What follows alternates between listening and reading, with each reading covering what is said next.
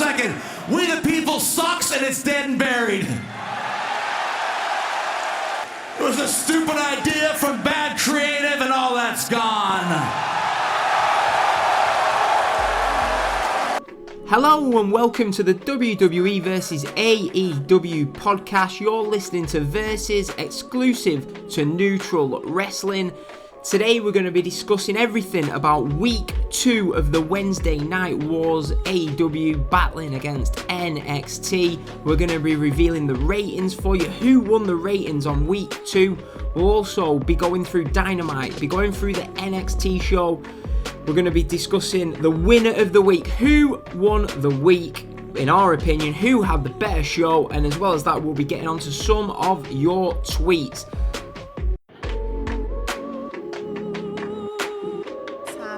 We're about to make history, each and every one of you. We use the word revolution because this is a revolution. I am NXT, and I'm not going anywhere.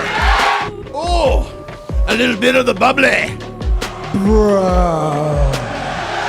This is an official declaration of war tonight to anyone who wants to get in my way and anybody who stands in AEW's way. We are NXT!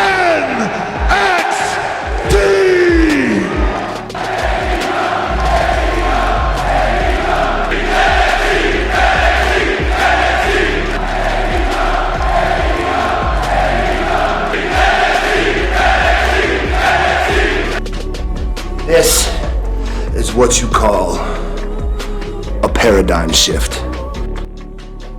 Hello, back on the show. So it was week 2 of the Wednesday Night Wars. How is everyone doing? Are you all feeling refreshed after that break from wrestling? I'm joking. Since I last recorded the show, we had SmackDown on Friday. We had Hell in a Cell on Sunday.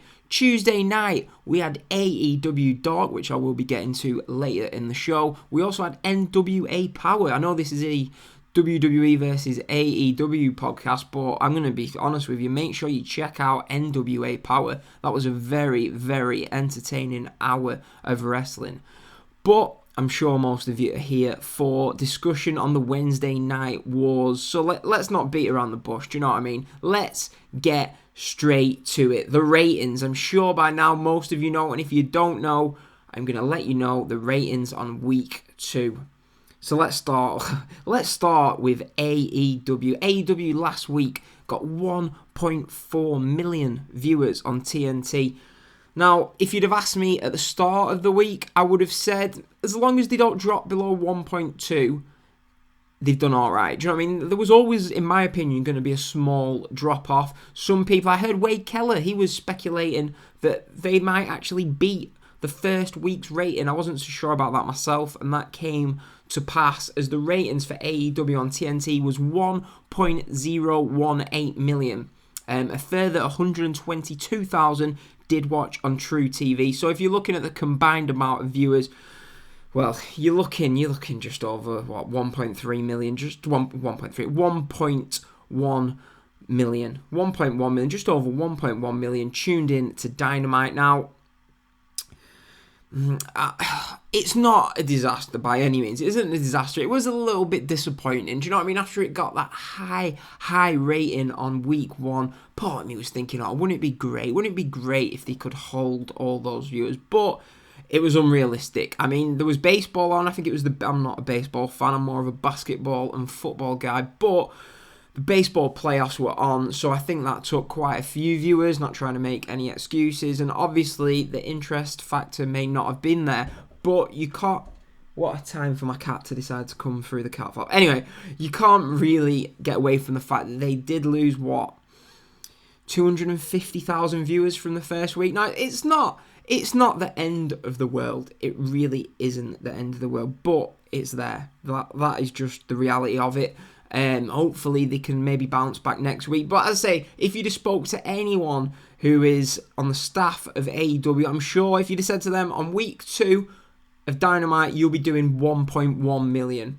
Now, the biggest part of all this for AEW, for fans, is For the second consecutive week, All Elite Wrestling defeated WWE NXT in the rating battles. Now, for some fans, I spoke to a few of them myself. Neil, if you're listening, you was one of the ones, you weren't bothered what rating they got. All you was bothered about is that Dynamite beat WWE, and more importantly to you, Vince McMahon. So, if that was what your agenda was, congratulations, AEW winners of the Week 2 ratings as NXT did 790,000 viewers. That was a loss of, 60,000 or something from last week. Now, do you know what I mean? It's for me now, this rating, obviously, let's be honest. Let's really, really be honest. This NXT show, it shocked me. It really did shock me how little promotion the show had.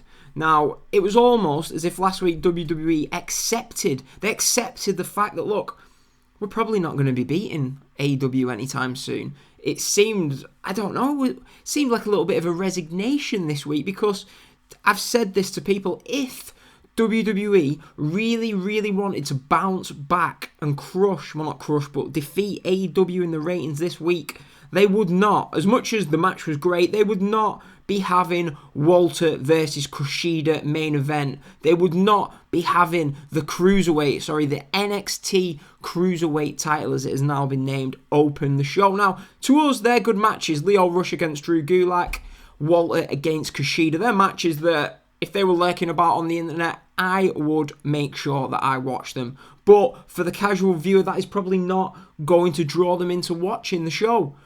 Also, NXT did not have top tier talent such as Finn Balor, such as, I was about to say Adam Cole, but Adam Cole was on the show. Finn Balor, Johnny Gargano, Matt Riddle, neither of these on the show this week on NXT. So it was sort of like, I mean, last week on the show I did say NXT, they cannot be reactive in this. They need to be proactive. They need to build a great 2-hour show. And for me, I'm going to be honest, I enjoyed week 2 of NXT more than week 1. They didn't just throw loads of great matches on paper at the wall and hope it stuck. No, they built to the following week. Now, we're going to get into that in the NXT review, but do you know what I mean? Sometimes you've got to take 2 steps back to take 1 forward. Now, they only got 790,000 viewers this week. And I'm sure, do you know what I mean? I'm sure they was hoping for more, but that wasn't the case. The only thing that you can say from this is, not every NXT show is going to be like this. It's not going to have matches that aren't really going to draw much of an audience. So really, you're saying 790,000. You can probably say no time soon are NXT going to drop below 750,000. So that is one positive that you can take from this. You've sort of seen probably as low as they're going to go anytime soon. So yeah, that's basically the summary of the ratings. Obviously, the drop is what is it for AEW? It's about 19-20% drop, maybe not quite that high, but it is around that mark. And well, I've had people say that is what they expected. Personally, I didn't think the drop would be as big, but it is. That's just a fact of life. Do you know what I mean? Maybe All Elite Wrestling, maybe that's what they're going to average from now on, 1 million viewers. It's not the worst start. I'm sure Tony Khan is delighted by getting 1 million viewers each week. So, do you know what I mean? If you'd have took 1 million viewers to Tony Khan at the start of this, he would have took it definitely on week 2. Obviously, next week, they've got a world title match on their show. They've got a women's title match on their show. Possibly more of an intriguing card going into it than this week was. So, yeah, maybe they will bounce back next week. I'm not sure if the baseball playoffs are still going on next Wednesday. Right, so that is basically your ratings talk on the show. So just to recap, 1.018 million for AEW on TNT with a further 122,000 on True TV. And NXT, 790,000. So that is enough ratings talk, as I said last week. Now let's get into the fun stuff. Let's get into the professional wrestling part of the show. And as ever, I'm going to start with AEW Dynamite. Now this show was from Boston. The building, it wasn't the TD Garden. Do you know what I mean? It wasn't the biggest of arenas. I think I had a look before I watched Dynamite, and I think the building held 7,000 at capacity.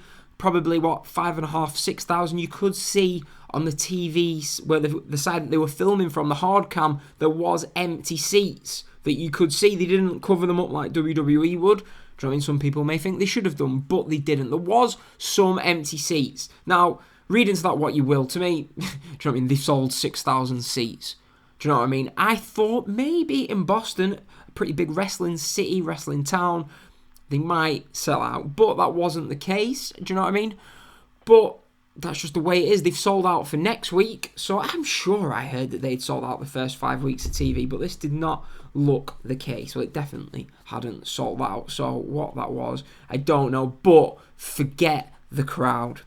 This match that opened the show, it was the Young Bucks versus the Private Party in the quarterfinals of the AEW Tag Team titles. Now, they did a nice little video package before the match started explaining sort of a backstory to the match, how the Young Bucks recruited Private Party, how it was them that signed them to the company, so it was only fitting that they faced them in this tournament. Now the match, as I said before, if you're looking for a review show where I'm going to go, the Young Bucks hit a move on Private Party. They then climbed to the top rope. They then kicked him in the stomach 2 times. They then no-sold this. I'm not going to do that, do you know what I mean? I'm sure most of you have watched it, and if not, I'm sure you're just capable of having a summary of the show. So I'm not going to go through all the moves, but the summary of this match, it was great, wasn't it? It was a great match.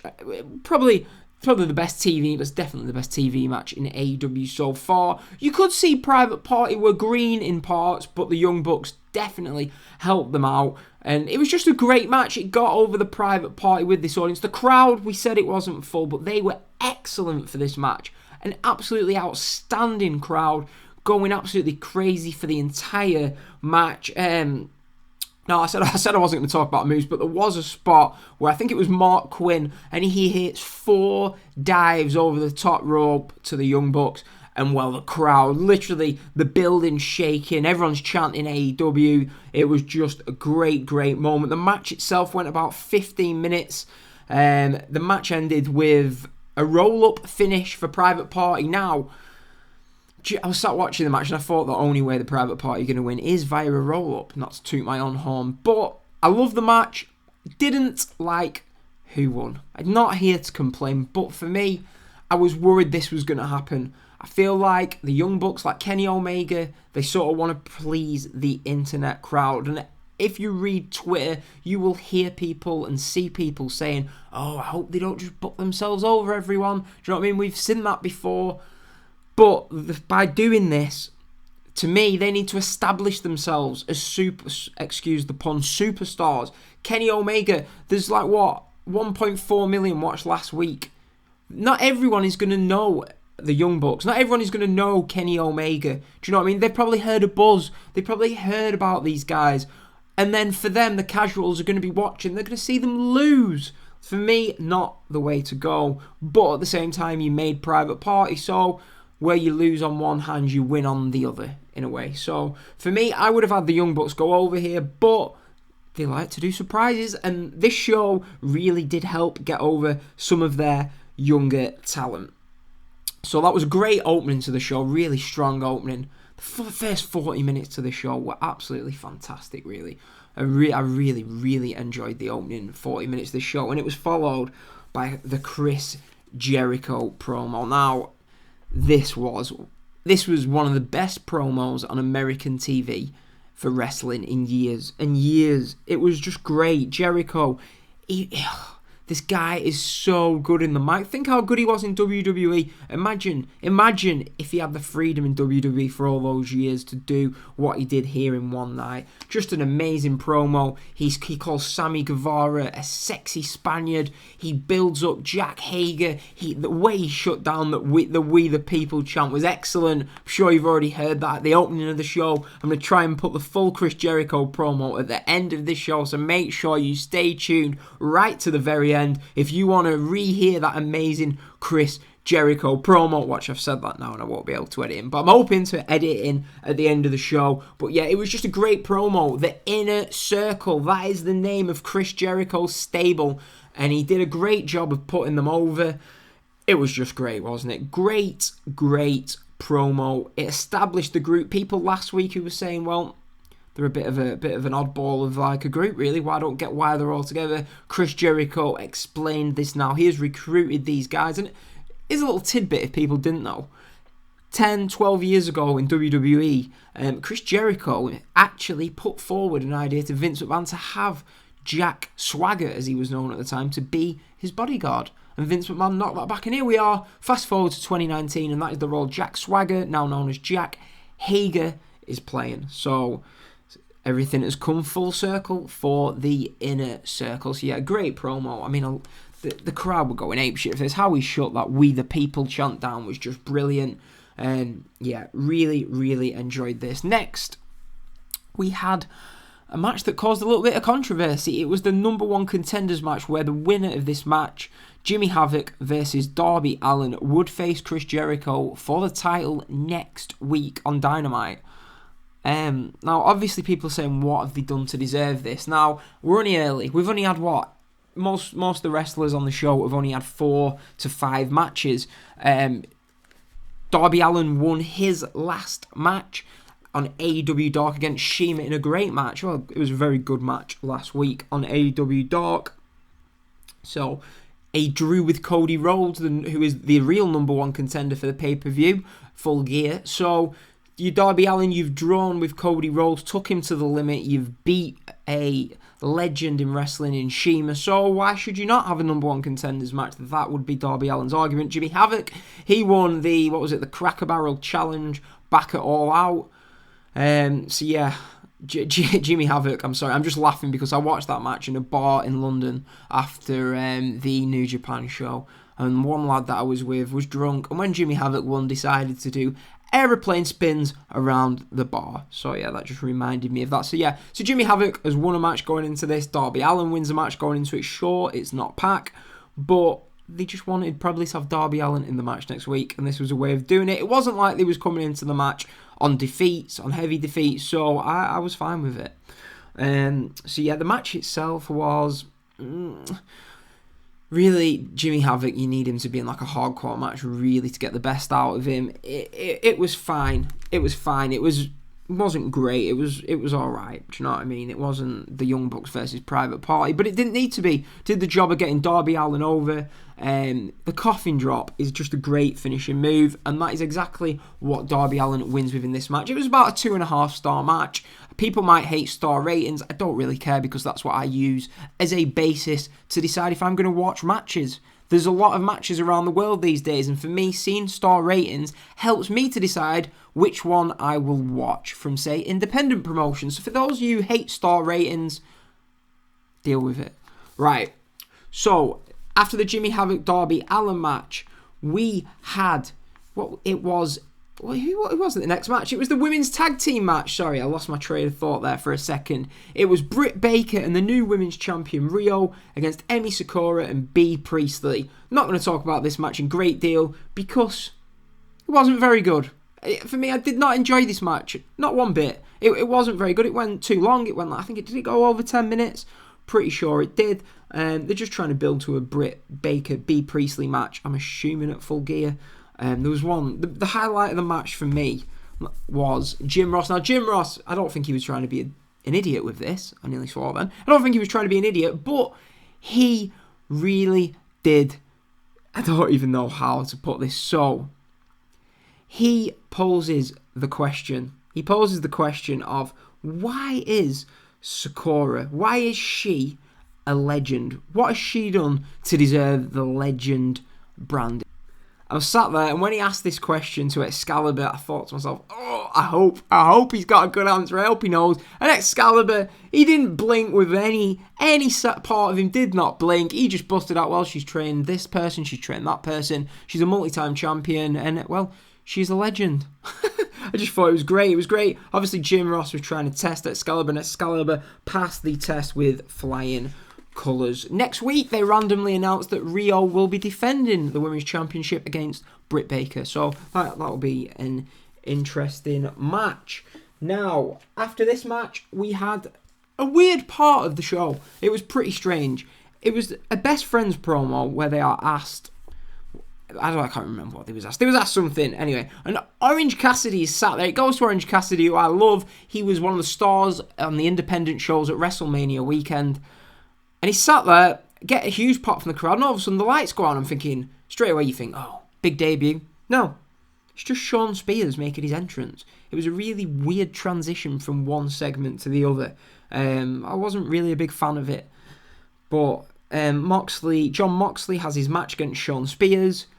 For me, I'd be making a bit of a big deal out of John Moxley, but they're doing the best, aren't they? Moxley wins this match. The match was actually hard. It was hard for me to concentrate on because we had Pac on commentary, who pretty much, rightly or wrongly, sort of made the match all about himself by just talking about why wasn't he in the number one contenders match earlier on in the show, which you could really, do you know what I mean? You could justify an argument for that, but it wasn't really necessary. I didn't feel to do this the entire match, which he did. Moxley gets the win. He's then confronted by Kenny Omega, who comes out with a barbed wire mop, and a barbed wire bat. He throws the bat to John Moxley. They're ready to fight, only for Pac to attack Kenny Omega from behind. So it looks like maybe we'll get that match announced for next week. It would not surprise me. I don't think it really made sense for Moxley to then not attack Omega after it. How can you go from 1 week wanting to put the guy through a glass table to the next week having him prone to the ground and just not even bother him? But that was how they booked it. Now, the story of the show for me, I loved the first 40 minutes. And then after that, I felt like we needed maybe a video package, maybe another promo or something. It was just literally wrestling and wrestling and wrestling. Now, some people like that. I like that. But for me, I felt like we needed a little bit more build-up. Maybe even a Hangman Page video package or a Hangman Page interview or something like that to ready for the main event. But we didn't get it. And as we go to the main event, it was Hangman Page and Dustin Rhodes against Chris Jericho and the sexy Spaniard Sammy Guevara. Dustin Rhodes so over in this match. He was great. The match itself was actually pretty good. I actually enjoyed the match. But the thing that everyone was talking about after the match was all the interference. We had LAX out. We had the Young Bucks out. Then the lights go out again, and Cody Rhodes appears. He sort of beats him down, but he's getting 3-on-1, 4-on-1 I think it was. MJF comes out to make the save. We all think MJF is going to turn, and he didn't. It was a great moment. MJF still acting like an idiot. He's gloating about this. Boom. I think he got a Judas effect, maybe even a code breaker in there for good measure. But yeah, so then the Chris Jericho, the moment of the show, this will be, in a year's time, this will be played back in video packages, maybe in the intro to the show. Chris Jericho is on the outside. Darby Allin comes down on his skateboard, takes out Chris Jericho, lays into him. Just a great ending to the show. It reminded me of back in the day on Monday Night Raw, where you'd have that ongoing story going through the show, and then at the end of the show, it'd just be pure carnage, run-ins galore. So this was great. I thought it was really well booked. They've almost laid out the full gear, most of the full gear card in one segment. Do you know what I mean? You can have the Young Bucks versus LAX. You can have Sammy Guevara versus Dustin Rhodes. Hangman Page versus Jack Hager. Maybe they'll do it on TV in the upcoming weeks leading to the show, but I would not. I love it when they have stable wars in wrestling. I think we're all big fans of that, and nothing changed there. I was a big fan of that. So overall, AEW, I enjoyed the show. I thought it was really good. The opening 40 minutes were spectacular. The end was great. The bits in the middle, for me, dragged a little bit, but it's TV. You're not going to get bang, bang, bang the entire show. So for me, I had a great match, a great promo, and a great angle. Really, what more could you ask for from a TV show? So, thumbs up on this. I put the poll out on the WWE versus AEW Twitter. Make sure you follow us right away to ask what you thought on the show. Was it a winner, a loser, or are you split? Unanimously, 78% of you said the show was a winner, 14% were split, and 8% was going with loser. So 78% of you loved the show, which, do you know what I mean? That's great. Last week's show was actually 77% of you. So an extra 1% enjoyed the show more than last week. I'll agree I enjoyed the show probably more than last week. Do you know what I mean? I thought this was a real thumbs up. So that's AEW Dynamite. What about NXT? So NXT had Drew Gulak versus Lio Rush open the show. It wasn't quite your big match like they did last week with Matt Riddle versus Adam Cole. Like I said last week on the podcast, for me, the importance for NXT is to not react to what AEW are doing. Go out there, give the show that you want to give. Be proactive. Book the show how you want to give. And they got back to that this week. Do you know what I mean? They had the Drew Gulak Lio Rush match. Walter versus Kushida. They spent a lot of the show with video packages building up next week and weeks down the road. We had a few squash matches to get over talent. That is what NXT have been doing for years. They're like the Rhea Ripley squash match that they did. They've been doing that for years on NXT. So don't change what you're doing. I know as hard as it's going to be, I'm sure Vince is going to chip his oar in if AEW have beaten NXT for 10 weeks in a row, which, spoiler alert, is going to happen. I might eat my words, but I can't see AEW losing to NXT in these ratings unless NXT pull over a Roman Reigns, pull over a Daniel Bryan. But I don't really want that to happen, but it would not surprise me. So they opened the show with Drew Gulak versus Lio Rush. This was a really good match. Really good match. As I say, I'm not going to go move for move. Go and watch this match if you've not seen it. Lio Rush is great. What more could you want? He's great in the ring. He showed in his main roster run when he was Lashley's manager how great he is on the mic. I think if Lio Rush was in AEW, he'd be very high up in the pecking order. He'd probably be maybe higher than even where Sammy Guevara is right now, maybe even Darby Allin, because this guy has got it all. Lio Rush is great. He's a great professional wrestler. And more importantly, the crowd seem to love him now. So Lio wins with the frog splash. Great tribute to Eddie Guerrero on what would have been his 52nd birthday. Eddie Guerrero, what a wrestling legend that man is. Wrestling legend. Love Eddie Guerrero. So after the match, Gulak begrudgingly shook the hand of Lio Rush. I really enjoyed this.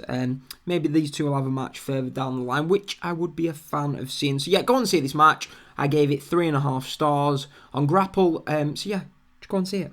Next, we got a Finn Balor hype video. Yes, this is what AEW need more of. They hyped up Finn Balor. They did a video package on Tegan Nox, explaining where she's been, what happened to her, getting us emotionally invested behind her. What they did with Tegan Nox is what they should in AEW be doing for Hangman Page. We have no reason to be emotionally attached to Hangman Page and even a couple of other wrestlers, yeah? So do some video packages. You're great at doing video packages. We've all seen the Road 2 shows. You are great at video packages, possibly even better than WWE. So get some of these video packages to build up your talent on the shows. Do you know what I mean? You don't have to have match after match after match after match. But if that's the way you want to do, that is fine. So I talked about the Rhea Ripley squash match. Rhea Ripley comes out there. Great theme music, by the way. Great theme music. She looks like a star. How is she only 22 years old? 22 years old. She's going to be a star on the main roster in a few years, unless Vince gets his grubby mitts on her. Joking. Well, I'm not, but...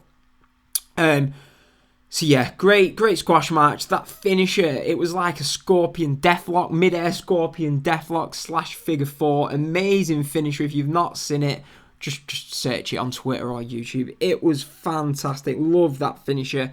I can't wait till she does it on Shayna, which is going to happen. Rhea Ripley is the one to take the title away from Shayna. How'd you get to that? Have her destroy people like this, which is why squash matches will always be valuable in wrestling. Check out NWA Power for that.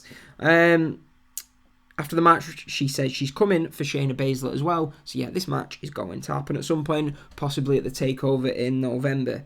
Next, Breezango versus the Forgotten Sons. Well, let's not talk about the Breezango entrance. It wasn't... It might be for some people, so if you enjoyed it, fair enough. We're not here to judge. The Forgotten Sons, they're they're just not over, are they? I feel a bit sorry for them. The match itself was fine. It was a decent little match. I enjoyed it. The Forgotten Sons get the win, but I'm not really sure where they're going with the Forgotten Sons. This was just a match for match sake. So we had a great opening to the show, and now it seems to be going down a little. Quite reminiscent to Dynamite, to be honest with you. We have Boa against Cameron Grimes. Squash match again, and then Killian Dane comes out, which was whatever. Next we had Swerve versus Roderick Strong. Now, it'll always be Shane Strickland to me. You look at him on his independent run, he comes out Shane Strickland, and he's got Ain't Nobody.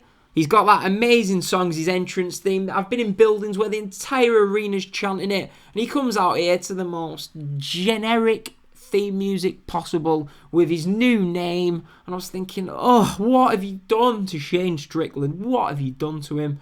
He was still alright in the match, but this guy, Shane Strickland, you didn't need to change him. I know you seem to like to brand everyone, but it'll always be Shane Strickland to me. But anyway, he has his match with Roderick Strong. It was another fine match. It wasn't great or anything. Undisputed sort of give Roderick the assist. This brings out Velveteen Dream, who does... Well, he puts a picture on Roderick Strong on the big screen of him with his penis out. A Photoshop version. Not sure how you want to see this in NXT. Fair enough, it builds the match. It's going to be part of Velveteen Dream's character. We then transition to Tommaso Ciampa coming out. Although I hated his theme music at first because I prefer the silence, this theme song is fantastic. And it was great to hear it again. He comes out and he just says, Goldie, Daddy's home. Simple but effective. I actually like this. It built up Velveteen Dream, Roderick Strong, and it built up Adam Cole versus Tommaso Ciampa. So this was a nice segment. It was fine. I enjoyed it. And then backstage, Kathy Kelly's trying to interview Tommaso Ciampa, and they set up the Ciampa Garza match for next week on television. So I thought Tommaso Ciampa, I said that he would not be ready for a return to action, that he hot-shotted his return last week. But he's wrestling next week, so I was wrong. Next, Dakota Kai versus Bianca Belair. So a lot of people saying this was a terrible match. I enjoyed it. I thought it was a good match. Do you know what I mean? They're not the finished article. They've only been wrestling, do you know what I mean, for a couple of years, I'm presuming. It was clunky in parts, but they worked their asses off. They're both green, but I enjoyed this match. It was good.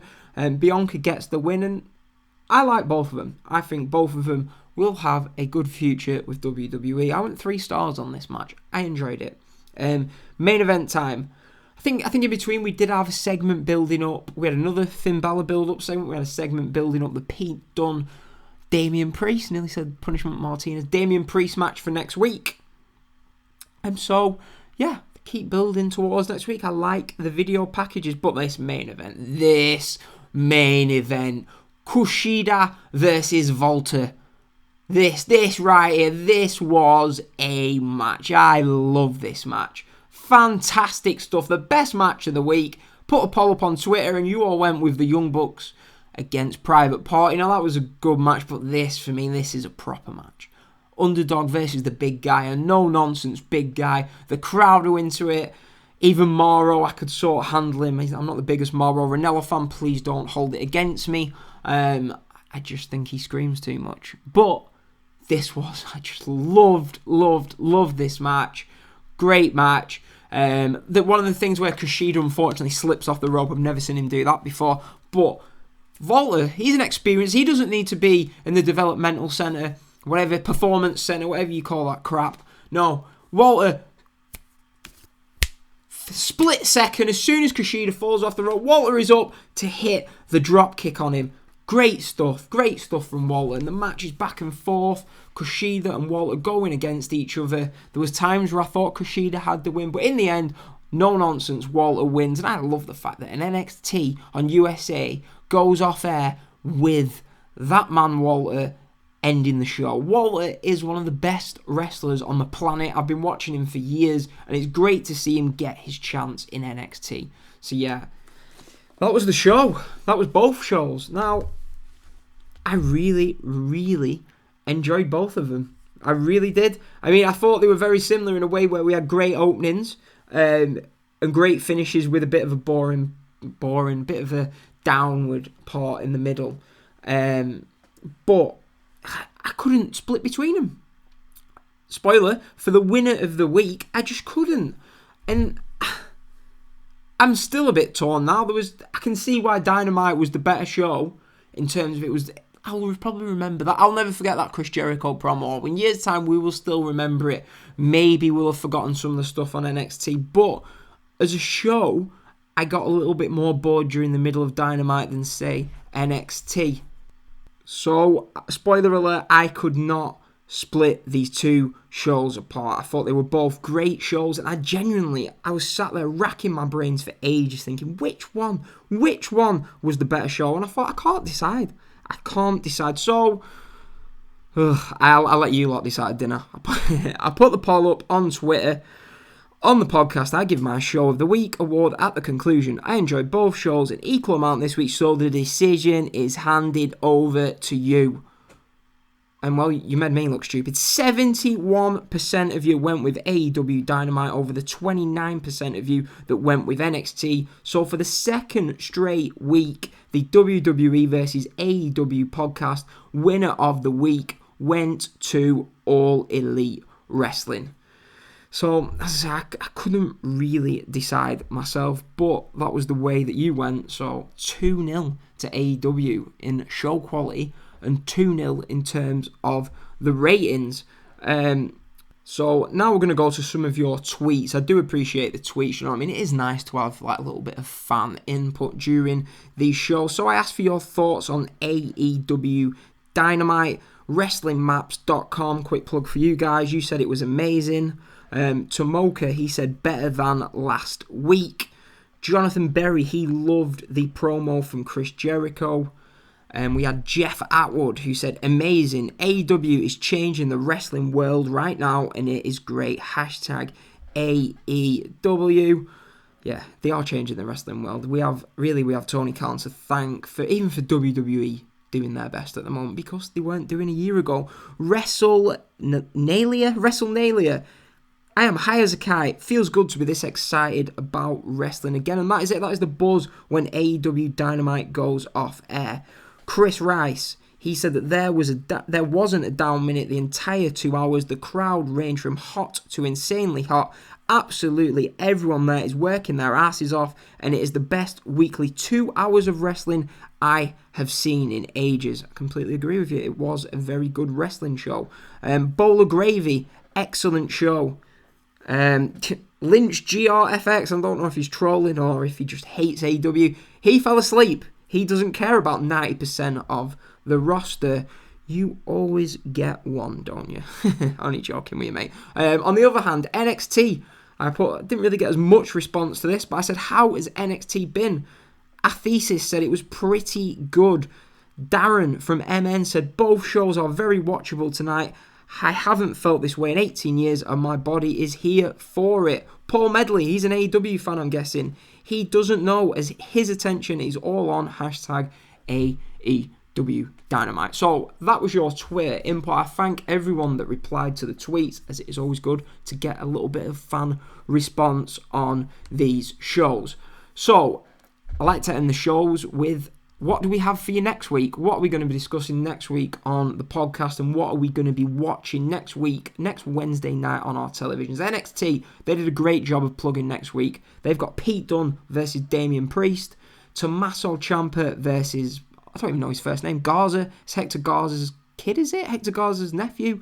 And we have the match that I'm looking forward to, the fourth match in the series of Keith Lee versus Dominic Dijakovic. He'll always be Dijak to me, but those two always have great matches, and I'm sure if they're going to main event, which I think they might do next week, we will get that, hopefully that PWG match that we got a couple of years ago in the Bowler tournament. AEW, they've got Britt Baker versus Rio for the Women's Championship, and the main event for the AEW Heavyweight title, Chris Jericho against Darby Allin. They did a great job of building that up this week, with obviously the angle with the skateboard at the end of the show.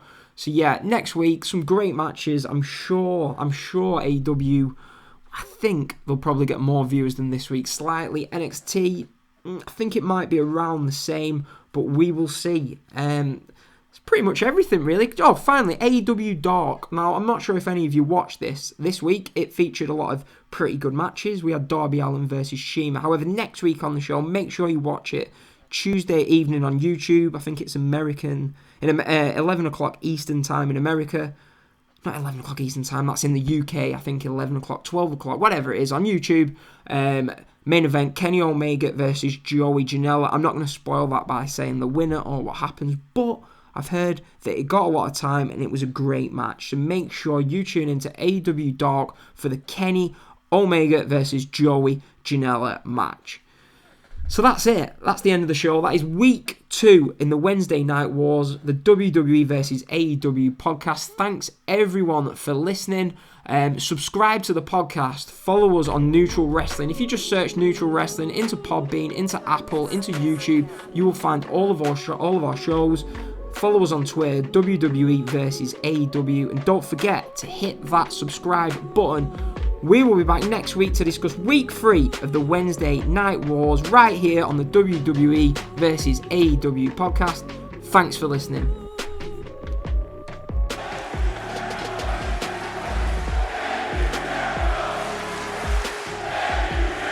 Here's the news flash. Shut your mouth and sit down. At the end of the episode, you saw the 5 of us beating the hell out of All Elite. We proved who we are. The 5 of us here. We are next. We are now.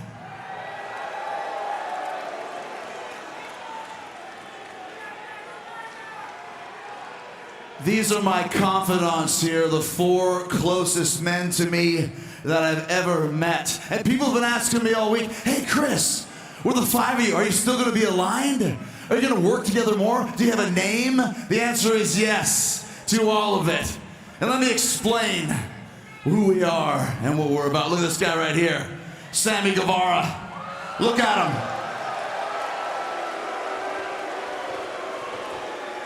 He looks like a Spanish god. Look how sexy he is.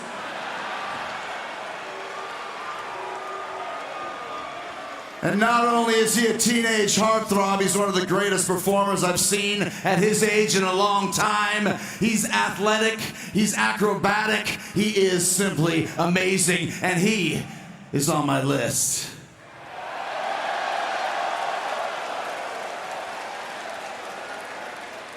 And then look at these 2 psychos beside me right here, Santana and Ortiz.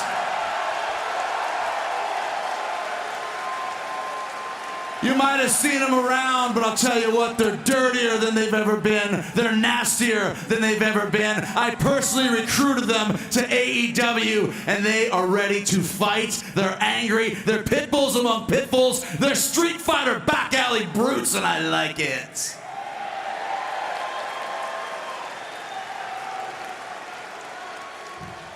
And that's why they made my list. Viva la raza.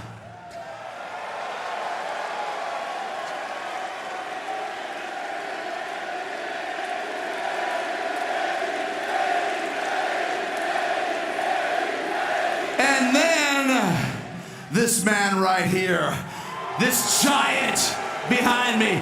You may think you know who he is, but his real name is Jake Hagar. And yeah, Jake Hagar, he's a former world champion, but more importantly, right here, right now, he is the toughest, most terrified, most crazy MMA fighter in the world today. Okay, hold on. Hey, calm down for 1 second. Calm down for 1 second. We the People sucks and it's dead and buried.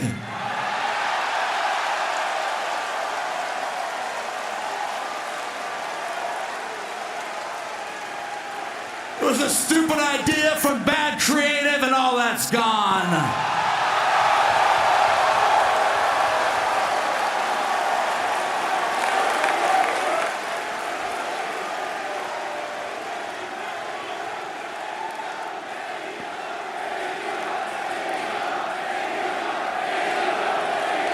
Jake Hagar is the most feared MMA fighter on the planet today, and guess what? He's undefeated, and that's a shoot. That makes him the toughest man in AEW. That makes him the toughest man in the entire professional wrestling business, baby. So he's not afraid to challenge any fighter, wrestler, boxer, MMA guy, former MMA guy, street bum, bare knuckle fighter, you name it. Hager's ready. Look at him, he's a giant. These are my closest confidants. These are my friends. This is my inner circle. We are the inner circle, baby.